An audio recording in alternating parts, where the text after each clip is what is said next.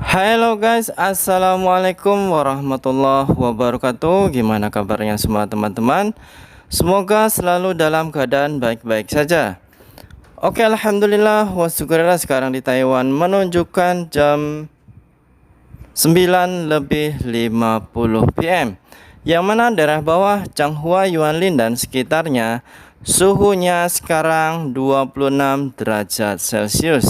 Sangat dingin guys ya, karena hari ini hujan terus.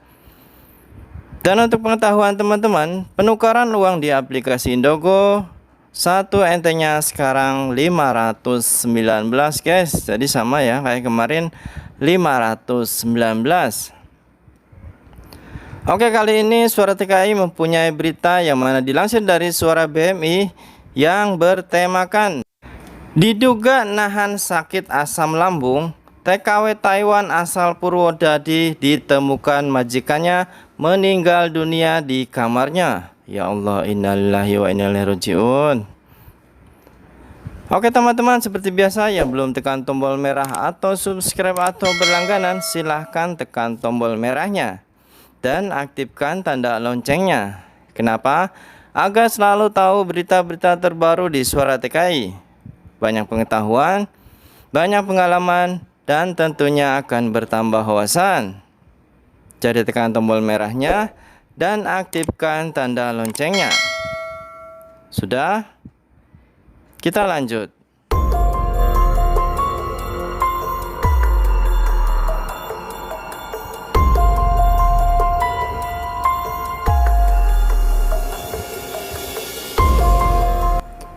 Nah teman-teman, sebelum dimulai saya akan ngasih yaitu sedikit tambahan untuk penyebab Mbak Ana ini meninggal, yang mana ini rekaman dari temannya ya, cuman mungkin ya sedikit ini dia videonya. Ada tambahan tentang Mbak Ana ini tidak cuma hanya punya asam lambung. Setelah diteliti dari rumah sakit Taiwan, dia terkena serangan jantung gitu. Oke, kita lanjut.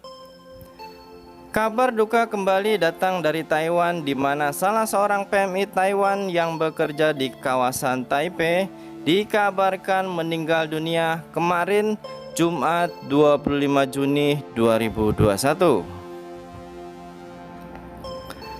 PMI yang akrab disapa Ana Sari, nama panggilan, asal Purwodadi ini diketahui tidak mengalami sakit sebelumnya. Bahkan masih bekerja seperti biasanya dan ditemukan meninggal di kamar oleh majikannya saat akan dibangunkan kemarin pagi.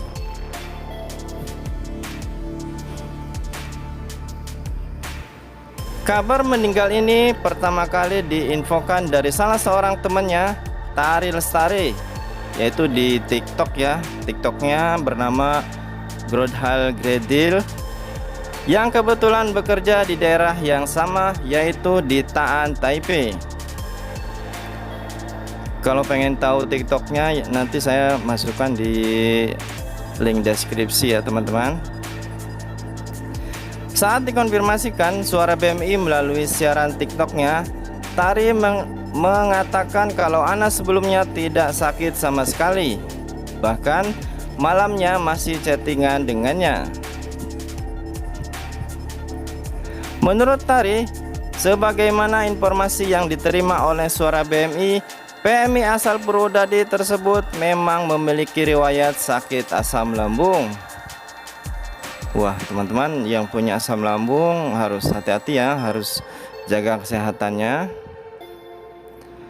Korban diketahui meninggal seorang anak yang masih kecil di Indonesia, bekerja di Taiwan untuk membantu perekonomian keluarga dan sekolah anaknya. Ya Allah, kasihan banget. Saya ulang ya. Korban diketahui meninggalkan seorang anak yang masih kecil di Indonesia, bekerja di Taiwan untuk membantu perekonomian keluarga dan sekolah anaknya. Ya Allah. Namun penyebab pasti kematiannya masih belum dirilis oleh otoritas terkait. Saat ini Jenazah sudah dimandikan dan disemayamkan di rumah sakit untuk menunggu proses administrasi dan pemulangan ke Indonesia.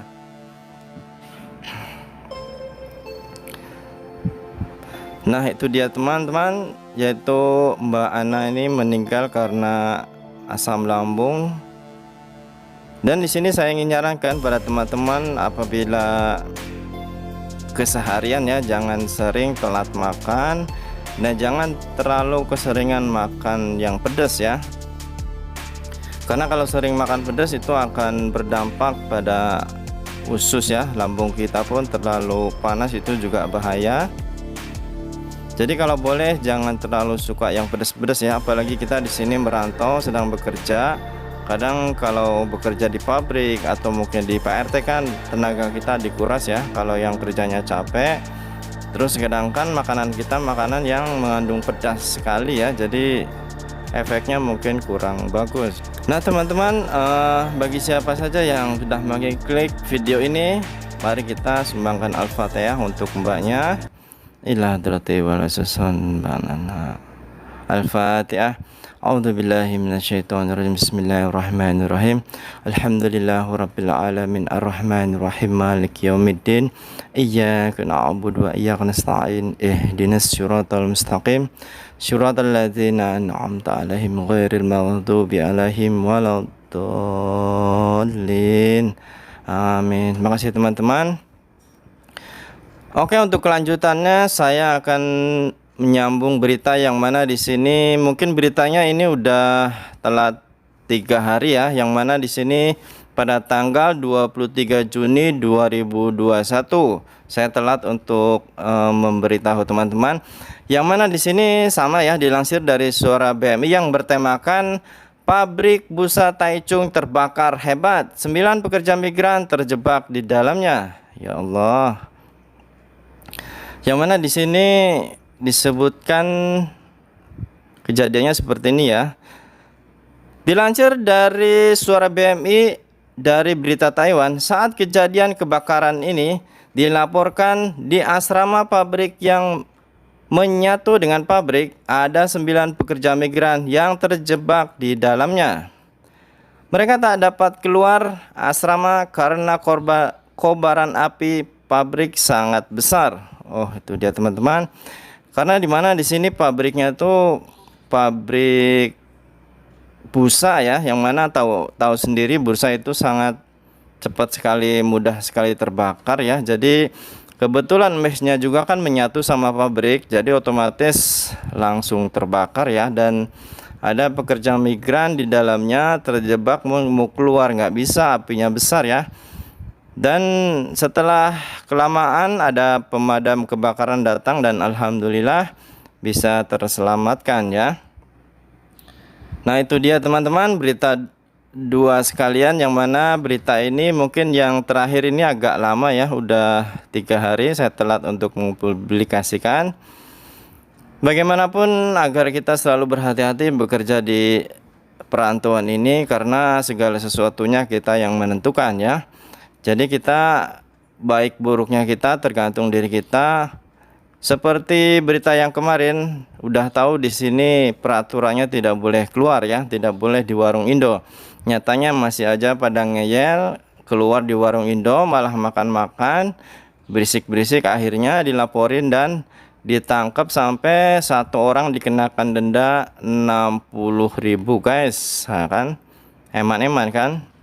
Jadi intinya kita dimanapun kita bekerja harus selalu hati-hati ya, dan kita harus mentaati peraturan yang ada. Ingat, kita di sini cuman menumpang ya, cuman bekerja mencari rezeki. Ini bukan negara kita. Jadi apapun peraturannya di sini kita harus mematuhi ya. Oke, sampai di sini dulu. Apabila ada yang kurang mengerti silahkan tuliskan komentar kalian. Saya Ron Saputra, Suara TKI.